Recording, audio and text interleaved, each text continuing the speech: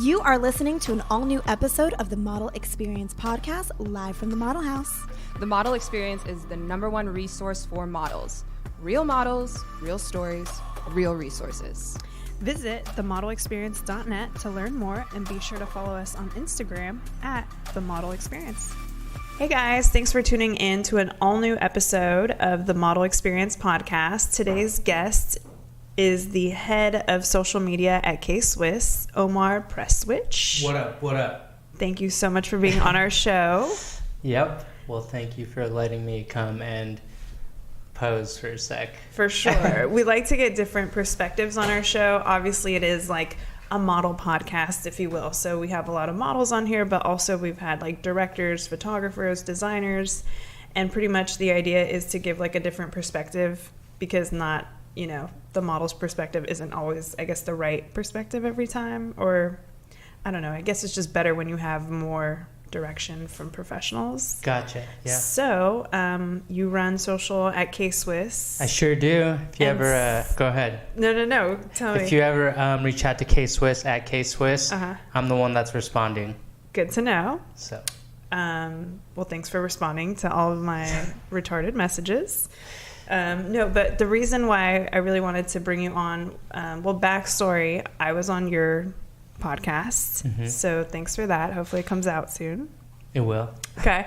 But while we were on there, we kind of got to talk about like outreach and how a bunch of people will like bombard your KSWISS Instagram. And so I know that like a lot of the models that we work with do a lot of outreach. So let's get down to it. Basically, any advice for reaching out to brands? Yeah, that's one of my favorite questions, and it's something that now I have a full year of experience, so now I know I can give some great feedback. And the number one thing is when you reach out to a brand via DM, it's great because the more you do it, the more likely that whoever is running the social media account will respond. It just so happens to be that I'm like really hands-on with KSWISS. I don't know if that's the case with a lot of other brands, but I would say that 9 out of 10 messages that I get from a model or a creative or someone is 2 words: let's collab.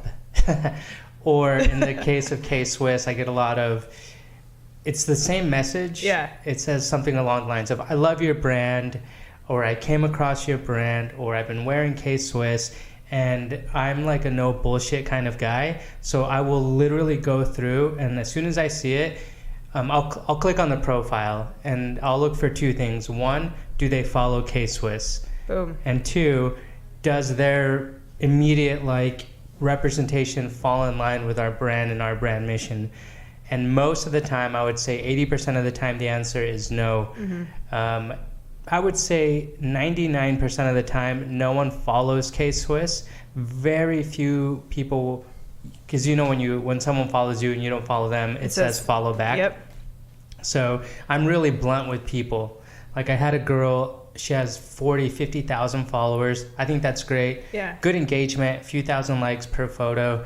But she doesn't follow KSWISS, and so she lied.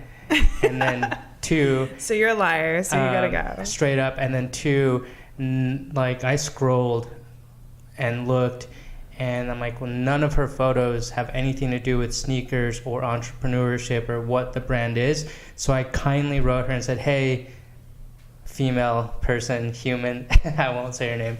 I was like, oh, I looked through your at stuff. Sarah Jane. Hey, Carrie Sue. I looked at your stuff and I told her just what I told you. And then I just straight up said, you don't follow the brand, and even though you have good engagement, it's not within our stuff. I can do this for you. So I'm still like willing to do something and see what happens. So my advice is, and I said that story to position it, is know who you're reaching out to and know why you're reaching out to them. So if you want to reach out to a sneaker brand, then know how you fit into it, and if you really want to work with them, then have something to back it up. I would advise someone like Carrie Sue to go and buy a pair of KSWISS shoes if you really want to collab with a brand. Yeah. And take a couple photos. It's not that hard. It could be on your phone. You could have a homie do it. Obviously, if your whole Instagram profile is about modeling-ish, then you have some sort of connect to make it happen. Then you start tagging the brand and you start giving value. And then you can reach out and be like, yo, KSWISS, I love what you're doing. Check out these photos that I did. Let me know what you think. Yeah. The more you do that, the more likely a brand will put you on and want to work with you, versus the opposite, where you give absolutely shit value. Yeah. And you're then just you want like, something. Yeah. And then a little entitlement because you have all these followers. It's almost like Tinder, right? I swipe left. Like, get the fuck out of here. I'm sure some of our models are on Tinder too, actually. But that's great information. So what do you guys look for when you're shooting new campaigns? I know that, like, obviously footwear, so you're focused on the feet, but like when you guys do go into like booking models and that sort of thing, are you booking models or are you booking more like lifestyle people? Or Yeah, that's a great question. So we do both. And what I mean by we do both is our head of marketing right now, Letitia, who you met. Yes. Her and the marketing coordinator, Jason, they work with a couple agencies. And when we have, for example, big campaign launches, it's always great to work with models that have experience and know what they're doing, because you of all people know, right? You're teaching this. Models that need less direction are the best that they can, because there's money burning by the minute on set. So if you have to like coach the model at this huge production, it's an issue. And so the way I'll explain how we do it, hopefully this gives the listeners and viewers some value. So they actually go through, well, step one is we make the creative, right? The designers and everything, we have the shoe, and then we'll go through a brainstorming session on like, what do we want the vibe to be? What do we want it to look like? An example, let's just say we did a Clueless shoe over the summer, and we knew we wanted like a certain style of aesthetic. And so once we had the idea kind of locked down, then we picked we went through the agencies and casted, and then the girls came in, and while we're doing that, we're taking photos of them to see the personality that they have. Once we like yes and no, then we move on to the next phase. So you actually bring them in person before just looking at a photo. Yeah, because more often than not, we do everything ourselves. We don't hire outside teams to make our campaigns happen. We do it all. So no third party marketing firm. Very rare. Got it. And so our art director Santi Fox, shout out, so follow him. What up, Santi? He is an amazing photographer. He's worked with a bunch of models, and he knows how to direct people and make them feel comfortable, which is an amazing skill. So once he is photographing them, he knows right away if they'll work for the campaign or not. Yeah. So that's kind of how we look for in the large scale of stuff. There are occasions where we don't use an agency and we kind of go for a different look. For example, the Classic 66, which I was in charge of that campaign. The guy that helped me, Jeff, I don't know if you met him, but we went a different route. We went with a photographer who has his own like crew of, I don't think that they're necessarily signed models, but just good looking people. Mm-hmm. And out of those people, we chose a couple that fit the vibe that we had, got him to do the photos. So everything was along the lines of what he's really good at and comfortable with. Mm-hmm. That's rare for us to do. It just to jump ship totally, like Santi was in New York or something, and we had to like, how are we going to make both of these campaigns that are going at the same time happen? And so that's very rare. So that's how we look for models. Other stuff where have you ever booked a model off Instagram? Yeah, that's what I was going to get at. So there are times, because of a lot of the DMs, and I keep track, right? So I'm fairly good at, for the next hour, I'm literally just going to go through the DMs or emails and go through the list and, make a little spreadsheet and have like a list of people, because when we need people randomly, it's like, oh, Carrie this person Sue has 60,000 in fitness. Yeah. And, it's with Instagram and models and everything, it goes beyond just downtown LA. Yeah. And so there's a lot of shoes that come out, and it's great to work with people that know what they're doing and gift them the shoes and figure out how you can work with each other even further. And so this list of people, that some of them are models because they'll say on their thing like booking here or agency here, we'll work with them. It just won't necessarily be like a full-blown campaign where we have a stylist and hair and makeup and the whole 9 yards. It's literally, yo, here's the shoes. You're great at what you do. Let's see what you can do. Yeah. That's really cool. So you would advise models to go ahead and plant the seed. 100%. Like with whatever brand you want to work with, like that's the fucking magic. You want to work with a makeup company? Yeah. Do tutorials on makeup and how you do it. Tag them and bug them over and over and over. You'll know when you're being annoying. But more often than not, the bigger the brand and the more you reach out, the more likely you'll get a response. And I say that so truthfully because of your story, right? Yeah, well, my story. Now you have to tell it. I'll share a piece of my story, but also with like the people that we work with. And Gary Vee, I'm sure everyone knows who he is. He said something the other day on one of his podcasts that really rang true to me, which was people get upset with him when he responds to someone that's only been following him for a week or two, and the person that's getting mad has been following him for like a decade, right? Well, the thing is that Gary gets on his phone, or you get on your phone, and you go into your DMs and you're seeing the first thing, the first 2, 3, 4, 5, that's it. So the more that you're doing shit that's visible, the more likely you'll get a response. Yeah. That's like kind of with marketing, I've kind of feel like there's the 3 rule. Like I feel like you have to see it 3 times in 3 different ways, shapes or forms, or hear about it for it to like, oh yeah, I've heard of the model experience. My cousin was in it. I saw it on Instagram, and then I saw someone wearing your shirt. So it's like by the 3rd round, they're like, oh, okay. Yeah. So exactly. Got you. Do you have any other tips that you could give to our listeners? I guess you're super business oriented, and I feel like people don't realize it, but so is modeling, because this day and age, it's kind of independent, and so many models are like building their own brands and that sort of thing. So even from like a business angle, do you have any tips that come to mind for someone that's like starting their own brand? I guess modeling, you could start your own. I mean, it is your own brand. It is your own brand. Yeah. That's an excellent question. You've already answered it. It's 2019. If you have Instagram, you have a brand. Oh, yeah, for sure. That's just facts, right? What you put out into the world visually is what you want people to know about you. And so stand for something would be my advice, whatever that is. If you want to stand for, there's like 3 pillars that I hear over and over from a lot of people that we follow, that inspire us, that inspire the brand. They talk about having a clear brand mission, and it's usually like 3 things. Like, what 3 things do you stand for? Well, with KSWISS, honestly, is heritage tennis and entrepreneurship are like our main 2. That's our lane. That's where we stay.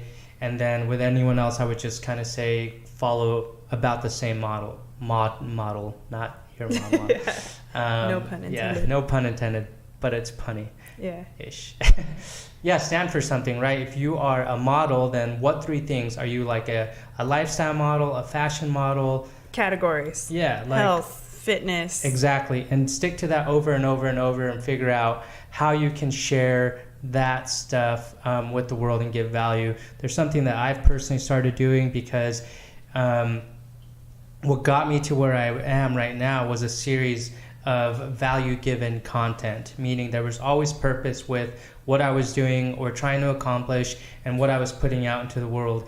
No idea that doing that over and over and over each day would open up doors of opportunity, but it would also help me learn what I needed to learn. And that's kind of the same thing and even now I'm kind of doing the same thing. If I take a photo or if I accomplish something and I want to post it, well, why do I want to post it? If it's selfish, meaning I'm going to post something and hope I get 100 likes, 200, 1,000, whatever it is, that's selfish.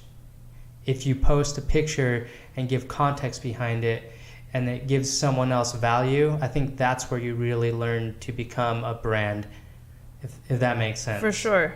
And that's even, I can like resonate with like the model experience, because yes, it started out as a business, but as soon as we found purpose behind it and really it was clear what the purpose was and how many people were benefiting and that we were helping, it really took off. So I think finding purpose in anything you do, And even modeling, that sounds like almost counterproductive. Like, how is there purpose in modeling? But honestly, there can be. There's a lot of substance to it.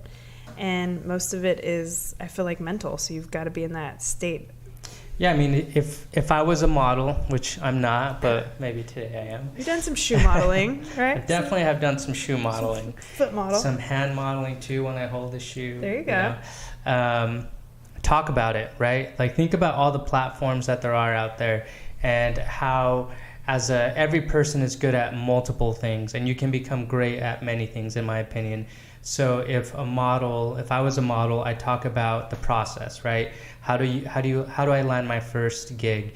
Well, with your phone, for example. You mean you talk yourself through the process? Well, you share the process, meaning, like, for example, let's say today I decide I'm going to be a model. This is the thing I'm going to do now.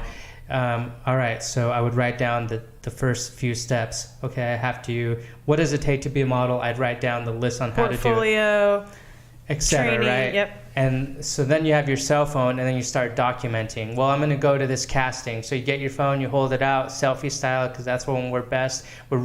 People are good at talking to the phone because there's mental persona. I don't know how to explain it, but people are comfortable grabbing a phone and talking to it because they're putting on their best quote unquote self, right? Yeah. And so then you start documenting that. Hey, I'm going to this casting, and then what happens after? You probably get denied. That's just true. Yeah. If you're starting out. Yeah, for sure. Then you start sharing that, like, oh shit, that sucked, or I could have done better, or it didn't go the way that I did, and you share that over and over, and then all of a sudden, over time, you become a model and what you are, and you have so much content and context of how you got to where you are, and those little clips can be used on YouTube, on TikTok, on Instagram, on Facebook, and then you can write shit out. Document, yep. Right? And that's a really cool tip. And I think that puts certain things in a mental perspective, because then you understand why you're doing what you're doing, and you're not being selfish because you're helping other people out while you're trying to do what you do. For sure. And you're not putting content out that's meaningless. Like a picture of a booty, come on. Like, that's going to get you all the likes. That doesn't get you a job. I totally agree. So how often does that happen? You get the booty girl? Dude, that's that girl I was telling you about, right? Yeah. Like, she, ironically enough, I don't know her at all, never met her. Yeah. But she's from my hometown. I knew it right away because I recognized some photos, some locations I'm like, oh shit, she's from my hometown. But because her feed was like lingerie and booty, and I was like, this is not our brand. Yeah. Like, you're pretty. I didn't tell her that. I'm like, you're good looking, you have good engagement. It's just not on brand. Yeah. Best of luck. Even though her followers are maybe guys that would wear your shoes. They're not guys that are going to wear her shoes. I think that they're guys that are just checking her out. Totally. There are other girls that we work with, and I can give a shout out to her. Her name's Julia Trick. Julia.Trick, Tric. Mm-hmm. I love working with her because her followers are female followers, right? Nice. She's giving amazing tips and content for women. Nice. And she's good looking, so I'm sure she's got a lot of male followers as well. Uh-huh. But the core important thing is when I go down the list of comments, it's not tons of dudes. Yeah. It's women like, this is cool, inspiring, you're pretty, or there's dialogue there. That to me is very powerful. Yeah. And she doesn't have a huge following per se. She's got like 27,000. So micro-influencers, you love that, or how do you feel about that? So that's a great next segment. Micro-influencers are great if they have a good organic following. Okay. Right? And by following, if someone has 10,000 followers or 20,000 followers, whatever, and they don't have a lot of likes, I know that's fake. If they have a lot of likes and no comments, it's questionable. So I always say... Or how about those comments that are like... I always all say the robot screenshot. Comments. Right, yeah. And so I just say, hey, can you screenshot the stats of the last 2 posts that you collaborated with a sneaker brand? Yeah. Most likely they've never done it, so they'll just send me some shit. But when I look at the stats, I look at 2 things: how many saves and how many sends. Because robots can't fake either one of those. So that lets me know, hey, this person really has a following or has enough people. Saves or sends. Saves or sends. Like, that's just like, that means you're giving value. Yeah. That there's no necessarily monetary value or dollar sign that you can put to that, except that that's real. That means you're fucking doing it. And you're influencing you're people. influencing. Yeah. I can literally go out wherever, follow.com and get followers or get likes. Anybody can do that. Yeah. What you can't do is bring real fucking value. Yeah. Unless you really do bring it. Wow, I never thought of those two things. Looking at those. That's awesome. Well, thank you so much for being on the Model Experience podcast. Tell everyone where we can find your work, because you started out as a photographer, right? Yeah. Are you still shooting? 30-second. Yeah. My story for anyone listening, watching is I am the example of this, right? College dropout, didn't feel like I was going anywhere, picked up a camera, figured out I was good at it, started a record label, learned everything that I needed to learn about marketing, putting on events, tour managing, traveling, putting everything on the line, living basically poor for years, saying, fuck it, I'm going to do something else. Moved to Seattle, no friends, no connections, no nothing. Started a little social media agency. Ended when KSWISS had an opportunity. All of a sudden, I'm running the social media for KSWISS. So I have no excuse to be the head of social media for a company other than I believed in the brand mission for years. I kept in contact with the right people, and I gave value, and I never asked for anything in return. And that, I think, is the secret to leveling up in any part of your life, is have a clear vision on why you want to do something and give value for the right reasons. And if opportunities arise, you'll know, and you fucking take them. So yes, I still shoot. And we're gonna leave you with that. Okay. Thank you. Yep. Oh, at Omar Prestwich. There you go. By the way. And that's a wrap. It's a wrap. If you're a new model looking to take your career and portfolio to the next level, visit